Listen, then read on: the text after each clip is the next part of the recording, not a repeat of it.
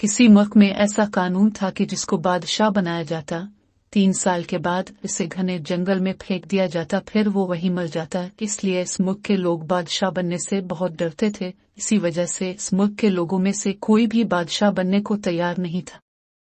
एक दिन एक आदमी ने फैसला किया कि मैं बादशाह बनूंगा।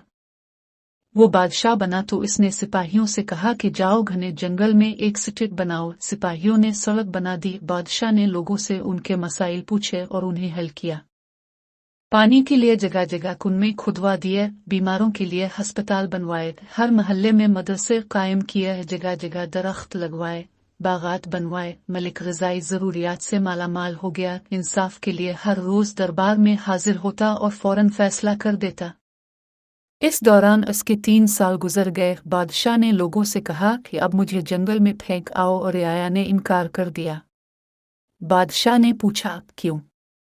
लोगों ने बताया कि पहले के सब बादशाहों ने अपने महल को ठीक किया, मगर अपने अवाम के मसले हल किए। इस खुशी में तमाम लोगों ने बादशाह के हक में नारे लगाए।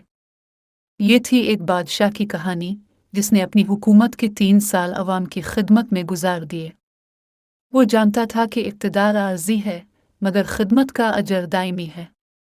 हमें भी यही सबक मिलता है कि जो लोग दूसरों के लिए जीते हैं, वो दिलों में हमेशा जिंदा रहते हैं। अगर आपको ये कहानी पसंद आई हो तो पे इस्लामिक चैनल को सब्सक्राइब करना ना भूलें। वीडियो को लाइक और शेयर करें ताकि ये पैगाम हर दिल तक पहुँचे। अगली वीडियो तक अल्लाह हाफिज़।